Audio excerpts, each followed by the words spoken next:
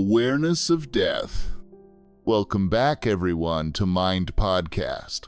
Just as when weaving cloth, we come to the final portion. With fine threads woven seamlessly into each other, so too is a human life, the Buddha.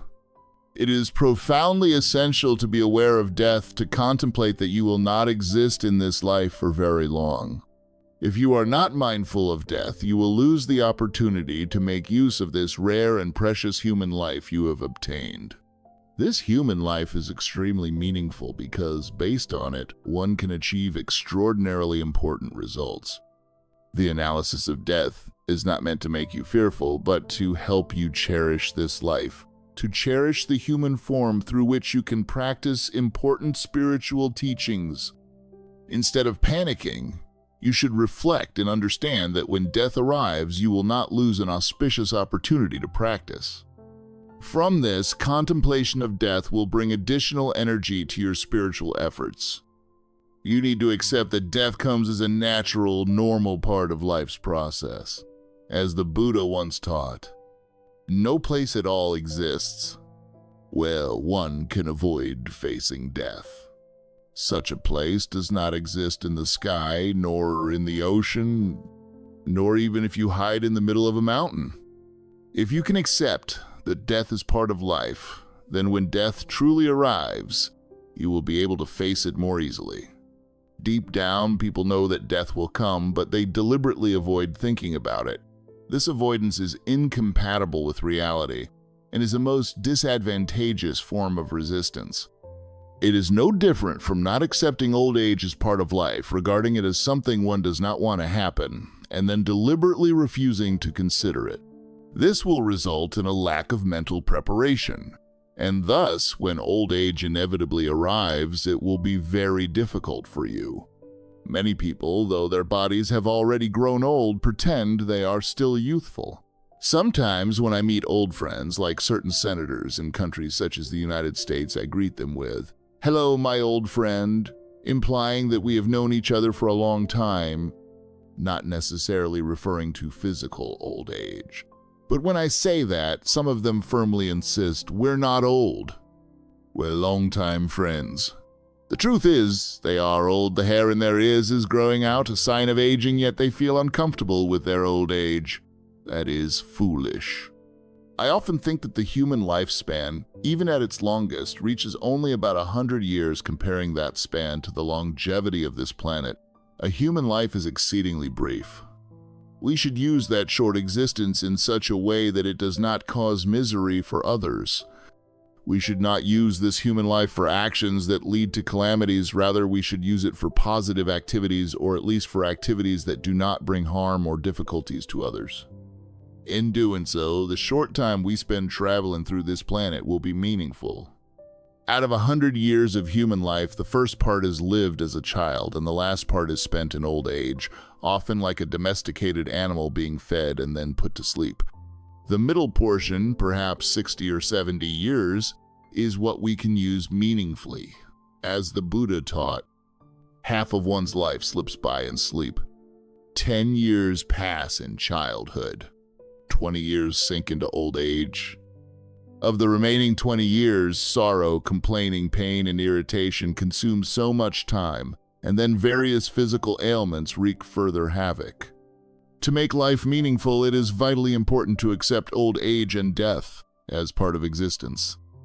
If you feel as if death could hardly happen, this attitude causes many problems and further attachments, sometimes even intentionally causing harm to others. When we closely observe the lives of those who are considered great figures, kings, emperors, and the like, who constructed colossal palaces with massive walls, we see that deep in their mind, they believed they would live forever. This self-deception leads to many painful consequences and causes more difficulties for many people. Even for people who do not believe in a future life, contemplating reality is a positive, beneficial, and scientific approach. The reason is that human beings, the human mind, and all phenomena that arise in dependence on causes and conditions continuously transform from moment to moment. This means there is potential for positive development.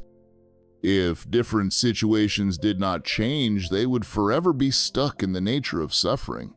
Once you know everything is constantly in flux, even if you are going through a terrible stage, you can find some inner peace realizing that hardship cannot last forever.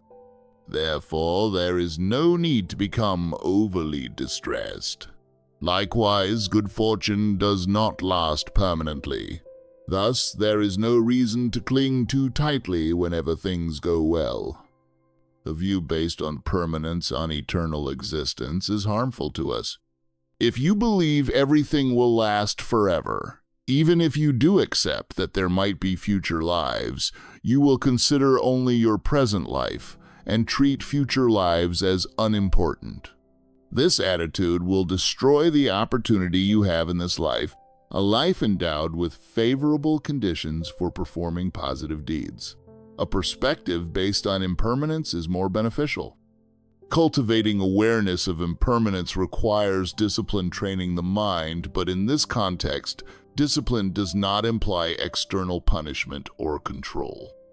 Discipline here does not mean prohibition. Rather, it means that when there is a conflict between long-term and short-term concerns, you sacrifice the short-term gains for the sake of long-term benefits. This is self-discipline arising from certainty in the law of cause and effect. For example, in my own case, to help my stomach recover from a recent illness, I avoid acidic foods and do not drink cold water, though ordinarily I might find these foods and drinks enticing. Such discipline is a means of protection. Similarly, reflecting on death requires self-discipline and self-protection, not punishment. Humans have great potential to do good, but to use that fully, one needs freedom and independence. A dictatorial system stifles such development. Supporting that growth requires individualism, which means you do not wait for things to come from outside or simply wait for orders. Instead, you must initiate it yourself. Therefore, the Buddha consistently encouraged individual liberation, which means self-liberation, not liberation through a group. Each individual must create a favorable future for themselves. Freedom and individualism require self-discipline. If freedom and individualism are abused by polluting emotions, it leads to negative consequences.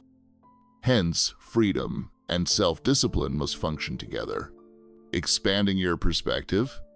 From the Buddhist viewpoint, the highest goal is to attain Buddhahood so that one has the capacity to help countless sentient beings. At the intermediate level, you focus on liberating yourself from the cycle of birth, aging, sickness, and death. At a lower level, even though it is still worthwhile, you aim to achieve a better rebirth in future lives. By gradually improving life after life, you can eventually attain liberation, and from there, ultimately arrive at Buddhahood. Initially, your perspective must broaden to include your future lives. Once you grasp that situation, you expand your view further to include the entire cycle of suffering from one life to the next, what is called samsara. Finally, this understanding can be extended to others by developing a compassion-filled aspiration for all sentient beings to be free from suffering and the causes of suffering. This compassion leads you to the aspiration for Buddhahood. Before you can comprehend the full scope of suffering and the cycle of existence, you need to pay attention to the many subtle aspects of life that can impact future lives. Thereupon, understanding suffering becomes necessary for fully developing perfect, complete compassion. Likewise, we Tibetans attempt to find ways to gain autonomy for our homeland in order to bring benefits to the people of Tibet. But at the same time, we must work to establish our community in exile in India. Achieving autonomy for Tibet, the greater goal, also depends on the intermediate goal of building our community in India. The disadvantages of not being aware of death. It is truly beneficial to remember that you will eventually die. Why? If you are not aware of death, you will not be mindful in your practice and will waste your life in meaningless pursuits, without examining which actions and attitudes cause suffering and which bring happiness. If you do not realize that you may depart this world very soon, you will be drawn into a false sense of permanence. I will die someday, but that's far off in the future. Then, when the time arrives, you will have no energy left to accomplish anything worthwhile. Many Tibetans who enter monasteries at a young age and study teachings on spiritual practice often find, when the time comes to really engage in that practice, they somehow lack the capacity. That is because they lack a genuine understanding of impermanence. If, after you reflect on how to practice, you decide you must go into retreat for several months or even years, this arises from your understanding of impermanence. However, if this sense of urgency is not maintained through regularly contemplating how impermanence destroys everything, your practice will wither. That is why so many go into retreat for years but return without any remarkable change in their lives. Contemplating impermanence not only motivates your practice but also sustains it like fuel. If you feel strongly that death is certain and that the time of death is uncertain, you will be motivated from within. It's as though you have a friend constantly reminding you, be careful, be genuine with yourself. Another day has passed. You may leave home to become ordained, receiving a new name and new monastic robes. You may have fewer bustling activities. You may have to transform your attitude, turning your focus to deeper goals. However, if you continue to be entangled in trivial worldly matters, fine food, nice clothes, comfortable living quarters, pleasant conversations, many friends, many acquaintances, and even harboring animosity if someone does something you dislike, then arguing and competing to get your way, if you continue this way, you end up no better than before you became a monastic, perhaps even worse. Keep in mind that it is not enough to avoid such entanglements out of shame or fear that your fellow practitioners will think badly of you. Rather, the change must come from within. This is equally true and necessary for monks, nuns, and lay people, for anyone practicing the Dharma. You may remain caught up in a sense of belief in your own permanence, or you think that death is not really close, and as long as you are alive, you simply must have tasty food, good clothes, interesting conversations, out of attachment to fleeting worldly satisfactions, which are ultimately unimportant on the long road. You become willing to employ every scheme and exaggeration, unabashedly doing whatever it takes to get what you desire, charging high-interest loans, belittling friends, engaging in lawsuits, etc., all just to accumulate more stockpiles than you truly need.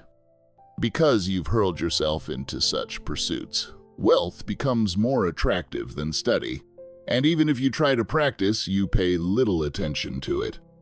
If a page from a book falls to the ground, you might hesitate to pick it up, but if you drop a banknote, there's no question that you'll pick it up immediately.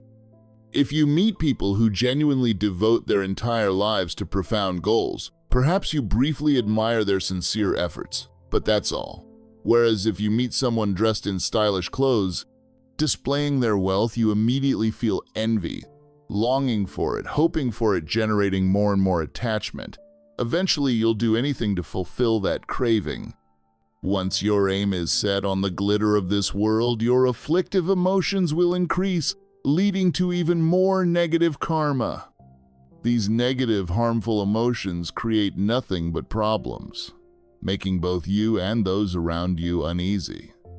Even if you have briefly studied how to practice the stages of the path to enlightenment, you may then preoccupy yourself exclusively with accumulating more wealth, interacting with more people, to the point you're practically practicing only the superficialities of this life, meditating on how to nurture attachment toward friends and hatred toward enemies, trying to figure out how to attain your unwholesome desires. At that point, even if you hear about authentic, beneficial teachings, you tend to feel, yes, that's correct, but one but follows another. Indeed, you have long been accustomed to afflictive emotions stemming from beginningless samsara, and now you add on a layer of hypocrisy. This only worsens your situation and draws you further away from what truly could help you. Driven by attachment, you will never find peace. You won't make others happy, and you certainly will not make yourself happy either. As you become increasingly self-centered, this is mine, that is mine, my body, my possessions, whoever obstructs you immediately becomes the object of your anger. Even though you claim to love my friends, my relatives, these people cannot assist you at your birth or your death. You arrived in this world alone, and you will leave it alone. If on your dying day your friends could follow you, then maybe attachment would be somewhat justified, but that is impossible. When you are reborn into an entirely new environment, if those people from your prior life could assist you upon your new birth, again you would reconsider, but it is not so. Yet for decades between birth and death, you cling to my friend, my sister, my younger brother. Focusing on them in this way provides no true benefit at all. It only produces confusion, craving, and aversion. Being overly attached to friends also means being proportionately focused on enemies. When you were born, you were unfamiliar with everyone, and no one knew you. Even though all people equally want happiness and do not want suffering, you take a liking to certain faces, labeling them my friends, and dislike certain others, calling them my enemies. You impose those identities, then practice generating attachment toward friends and hatred toward enemies. Where is the value in that? There is none. The problem is that too much energy is consumed by shallow surface-level matters. The mundane vanquishes the profound. If you have never truly practiced before, and on the day of your death, instead of having someone remind you of your virtuous deeds, you are surrounded by friends and relatives lamenting what is happening to you, that alone will create many difficulties for you, and you only have yourself to blame for being in that predicament. Where does the error lie? It lies in your failure to be aware of impermanence. The benefits of mindfulness of impermanence. If, however, you do not wait until the last moment to realize impermanence and instead truly assess your circumstances right now, then you will not be crushed by short-term worldly aims. You will not abandon what is genuinely important for the long run. It is far better to decide from the outset that you will die. From there, investigate what is worthwhile. If you keep in mind that this life will fade away very quickly, you will treasure the time you have and do meaningful things. With a strong awareness of the certainty of death and of its unpredictable timing, you will feel compelled to cultivate and refine your mind, and you will not squander time on divisive activities ranging from endless eating and drinking to pointless chatter about wars, romances, or trivial gossip. All sentient beings want happiness and do not want suffering. We use various levels and methods to get rid of the suffering we do not desire, sometimes superficially and sometimes more deeply. But it is very human to pursue different measures in youth simply to avoid suffering in old age. Religious practitioners and non-practitioners alike seek ways to prevent some suffering and eliminate other forms of suffering, sometimes even using pain to avoid greater suffering and thus gain a measure of happiness. Everyone wants to remove superficial pain, but there is another means that addresses suffering more profoundly, at least aiming to reduce suffering in future lives, and, beyond that, to cut off all forms of suffering for oneself and for all sentient beings. Spiritual practice is the profound means to eliminate such suffering. These means include rectifying your attitude, and thus genuine spiritual practice essentially means adjusting your way of thinking. In Sanskrit, it is called dharma, meaning that which holds you back. It indicates that by correcting negative attitudes, you free yourself from certain levels of suffering and thereby hold back that suffering. Spiritual practice protects you or holds you and also protects others from misery. By first understanding your own situation and cyclic existence and seeking not to be caught in suffering, you then broaden that understanding to encompass other sentient beings and develop compassion for them. This means you devote yourself to preventing those beings from falling into suffering. This becomes a practical matter for you to protect many other living beings, even though you are just one person. At the same time, when you direct your mind toward caring about other sentient beings, you yourself become happier. Compassion reduces your anxiety over your own pain and increases your inner strength, giving you a sense of empowerment and confidence that you can accomplish what you set out to do. It encourages you. Let me give a small example from my own experience. Not long ago, I was in Bodh Gaya. I was ill with a chronic intestinal infection. On the way to the hospital, I was in terrible pain, sweating profusely. Our car passed a region near Vulture Peak, where the Buddha once taught, which is in a very poor part of Bihar state, especially the part we were driving through. I did not see children going to or returning from school, just utter poverty. And disease. I have a very vivid memory of a little boy crippled by polio, wearing a rusted iron brace on his leg and using a pair of iron crutches that reached up to his armpits. Looking at him, it was clear he had no one to look after him. I was deeply moved. Soon after, I saw an old man in a tea shop wearing only a filthy rag. He fell over right there on the ground, lying there without anyone to help him. I was very shaken. Later, at the hospital, my mind kept returning to those scenes. I contemplated how sad it was that while I had people caring for me, those unfortunate folks did not. My thoughts stayed with them, instead of focusing on my own misery. As a result, even though my body was in tremendous pain, the lining of my intestines had a perforation. I could not sleep, but my mind felt no distress from fear or discomfort. Had I dwelled on my own troubles, the situation would undoubtedly have felt far worse.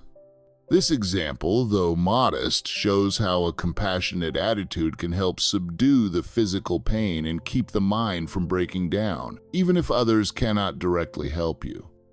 Compassion strengthens your perspective, and with that courage you become more at ease. When your viewpoint embraces the suffering of countless beings, your own pain, by comparison, is relatively small. Breaking free from fear. Your life is dependent on the very causes that bring about death, like a lamp before a strong wind. Nagarjuna, Precious Garland. The first Panchen Lama, Losang Choki Geltsen, composed a work of 17 short verses, which many Tibetans use for daily reflection on death. Entitled Prayer for Deliverance from the Dangerous Pathways of the Bardo. The hero who conquers fear, it offers extremely detailed instructions on how to free yourself from the terrifying experiences such as being beset by robbers or gangs or wild beasts within the in-between state, the Bardo. Similarly, to be liberated from terrifying hallucinations that appear at the time of death and in the intermediate state between death and rebirth, you need to practice the advice given in these verses. They provide profound methods to eliminate fear. By reflecting on them daily, you will understand how death unfolds, and this understanding can be very helpful during the actual dying process, when deeper levels of consciousness manifest. Regular contemplation opens a door to connect with those states. This text contains a series of aspirations we can use so that when death comes, the mind responds in a virtuous way. Many people try to generate a powerful, wholesome motivation at the moment of death in order to activate their positive imprints and make those noble tendencies more robust, leading to a favorable rebirth. Their goal is a fortunate rebirth in which they can continue their spiritual path. Others, as we will see, seek to use the deeper levels of consciousness during the death process to attain higher spiritual states, all with the objective of helping other sentient beings. The Panchen Lama's text describes 3 levels of spiritual practice suited for people of highest, medium, and beginner capacities in the form of aspirations to remain conscious during the transition of death and rebirth. It advises in minute detail what you should do during each stage. You must choose the appropriate level of practice throughout the remainder of this life so that, at the time of death, you can succeed in progressing through each stage. When death actually comes, if you have not acquainted yourself with any practice, it becomes extremely difficult to succeed in any beneficial reflection. Hence, now is the time to train and prepare while you are still content and conditions are favorable. Then, when real need and intense pressure arise, there is no cause for worry. If, when you still have time to listen, reflect, meditate, and ask questions, you fail to prepare, then on your final day there will be no time, and you will have neither protector nor refuge. You will have nothing but regret. It is far better that you become acquainted with the process of dying in the intermediate state, meaning you frequently visualize and rehearse each stage so that they become deeply familiar to you. This is crucial, for it allows you to accomplish the most you possibly can. Simply knowing about the death process or about practices related to death is not enough. You need to internalize them over many years. If, right now, while your senses are still sharp, your awareness intact, and your mind stable, you do not accustom your mind to a spiritual path, it will be extremely difficult, near impossible, for your mind to progress along an unfamiliar path during the dying process. You may be physically debilitated by illness or deeply depressed by dreadful fear. Thus, it is essential to familiarize yourself with death-related practices. There is no better method, no other medicine will do. Progress on this path depends on an inner motivation arising from unwavering belief in the law of cause and effect. Therefore, to begin, it is vital to gain conviction in karma, based on the recognition that wholesome actions arise from a tamed mind, while unwholesome actions arise from a deluded mind. Although negative and positive deeds can be done by body, speech, and mind, the mind is the most crucial factor. Thus, the core of Buddhist training is transforming the mind. The heart of the Buddha's teachings is a mind that is disciplined. This is the foundation of the perspective that you yourself are the creator of your own happiness or suffering. As the Buddha stated, the Tathagata does not wash away sins with water, does not remove the sufferings of beings with his hands, nor can he transfer his realization to others. Beings are liberated through revealing the true nature of all phenomena. The current situation of the Panchen Lama lineage. The first Panchen Lama, Losang Choki Geltsen, was the tutor of the 5th Dalai Lama in the 17th century. Even earlier, though he was just an ordinary monk, local people in the area and his teacher recognized him as the reincarnation of an important Tibetan practitioner named Saba. Although he may not have been the greatest scholar, he was a great practitioner. Like his spiritual mentor Sangye Yeshe, he held genuine respect for various different Buddhist lineages. In his collected works, you can find religious terms from diverse traditions, and this open-minded attitude undoubtedly influenced Panchen Losang Choki Geltsen's spiritual accomplishments. Undoubtedly, he contributed enormously to mutual respect and harmony among the different schools of Tibetan Buddhism. The previous Panchen Lama, Lobsang Trinli Lundrup Chuki Geltsen, the 10th in the Panchen Lama reincarnation line, passed away in 1989. He and I both were born in the northeastern part of Tibet called Amdo. Around the time he was recognized as the reincarnation of the 9th Panchen Lama, there was a bit of controversy. Officials from his monastery in Shigatse, located in western Tibet, were present in Amdo, an area under the rule of a Muslim warlord. These officials decided that he was the genuine reincarnation of the 9th Panchen Lama. In the 17-point agreement that the Chinese government proposed as a way to establish ties between Tibet and China, the Chinese apparently demanded that the Tibetan government must confirm this child as the 10th Panchen Lama, a child they already had in their custody. And so the confirmation of the Panchen Lama involved some controversy, but personally he proved himself a great hero, outstanding in his service to Tibetan Buddhism and the Tibetan people. There is no doubt about that. When I met him for the first time in 1952, he was so very innocent, sincere, and highly intelligent. In 1954, the year we both traveled to China, he left Shigatse in western Tibet to come to Lhasa for a few days to see me. Then, he journeyed through Amdo while I went via Kongpo. Perhaps due to disagreements among his officials, he changed somewhat in attitude. Later, in 1956, during the 2500th Buddha Jayanti celebration in India, there remains some evidence of that shift. But after the terrible events fighting against Chinese forces in 1957 and 1958 in eastern Tibetan regions of Amdo and Kham, news of the Chinese army's brutalities eventually reached him. Then he became truly aware, though perhaps belatedly, that all Tibetans must unite to face this new threat. During my final Geshe debate examination, he sent a trusted monastic official to see me.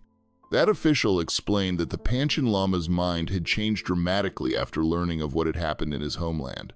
Under the new threat, he was fully determined that his monastery in Shigatse must cooperate with the Tibetan government. Following my escape from Tibet to India in 1959, the Panchen Lama took on the responsibility of leadership inside Tibet, and in the subsequent decades he conducted himself extremely well. Eventually, he was put under house arrest, imprisoned. After being released, he used every opportunity with great skill to revitalize Buddhism and Tibetan culture within Tibet. By great skill, I mean he avoided overly sensitive topics such as Tibetan independence and focused all his energy on preserving Tibetan Buddhism and culture. Sometimes he would publicly chastise Tibetans who wore Chinese-style clothes and spoke Chinese. Those Tibetans were pressured to wear Tibetan attire and speak Tibetan. Through such deeds, he revealed his genuine character. His passing came suddenly and far too soon. I was extremely saddened by that. When he was alive, there remained one Tibetan leader inside Tibet who could raise his voice for all Tibetans, while I served to the best of my ability from outside. Once we lost him, no one else inside Tibet could do what he did. Others were too old or too frightened. His loss was devastating. Right after he passed away, I sent a message to the Chinese authorities saying I wished to send a spiritual delegation to his monastery to offer some prayers, but they refused. A few years later, I again requested the Chinese government to allow a spiritual delegation to search for the Panchen Lama's reincarnation, but they refused again. It was critical to recognize the authentic reincarnation.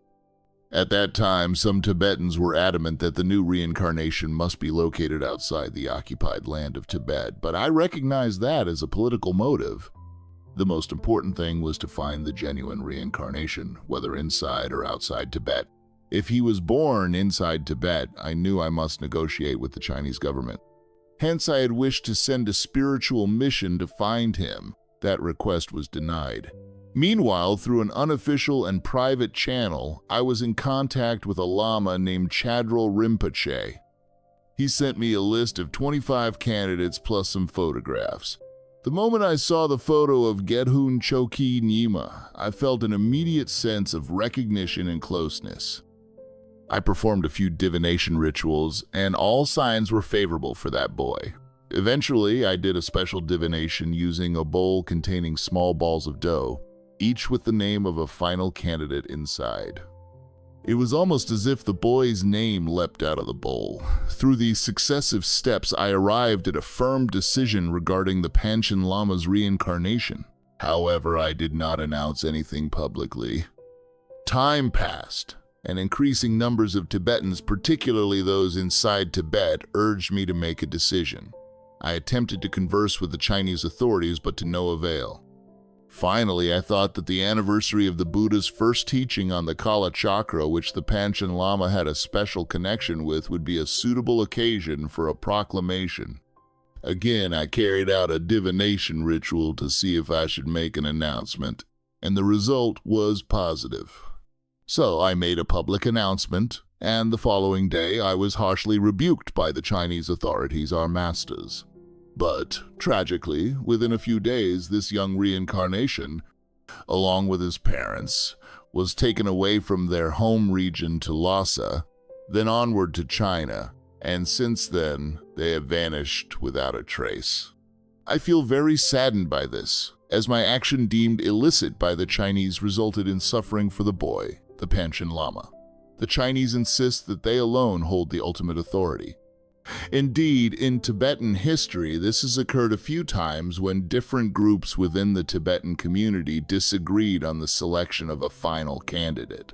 They would then turn to the Emperor of China, who was a Buddhist patron for Tibet, to make the final decision using a golden urn in front of a Buddha statue, and from that urn was drawn a slip containing the child's name. This was a ritual tinted with religious formality, helping the Tibetans avoid conflicts within the monastic community. My predecessor, the 13th Dalai Lama, was recognized by the Tibetan government through normal internal procedures without outside involvement. As for the 9th Panchen Lama, recognized during the 13th Dalai Lama's time, the Dalai Lama did present his strong opinion in favor of one candidate, but he himself was still too young to possess complete authority at that time. Since Tibetans tend towards simpler approaches, they relied on the emperor's involvement via the golden urn ceremony performed by a Chinese envoy. Nonetheless, it was precisely the name of the child whom the 13th Dalai Lama had strongly supported that was drawn from the urn.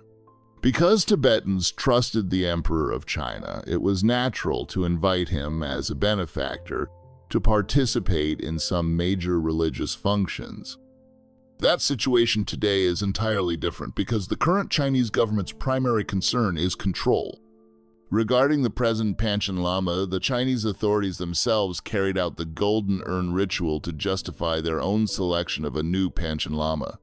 But in truth, he had already been pre-chosen. They had their boy and his parents on standby in the temple waiting for the official announcement. Then they even gave a suspended jail sentence to the monk who had drawn the lot from the golden urn, the same man who played the leading role of representing Tibetan Buddhism.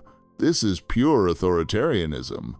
Nonetheless, on a few occasions I saw video clips of the Chinese-appointed Panchen Lama, and he appears adequate. In one clip, he was conducting a teaching related to a longevity ceremony.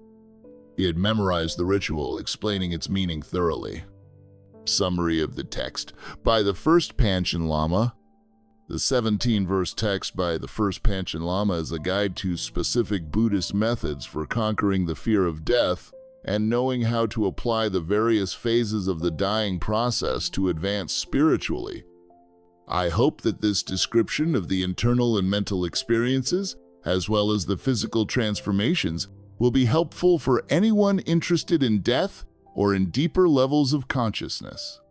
I also hope it can serve as a resource for scientists who wish to collaborate with Buddhist scholars and practitioners on issues related to dying. While scientists often say the mind is a product of the body, some researchers are now beginning to think the mind is an independent entity that can affect the body. Clearly, intense negative emotions like anger can affect the body, but there are experiments underway involving special practices of deliberate mental training such as cultivating faith, single-pointed concentration, emptiness meditation, or particular practices of the Nyingma tradition in Tibetan Buddhism. These experiments suggest that mental training can function as a form of self-regulation, influencing the body or reducing its sensitivity. I think consulting nurses, especially those working in hospice care about the signs of impending death, can also yield good results. The first Panchen Lama's opening verse explains how one should approach the dying process.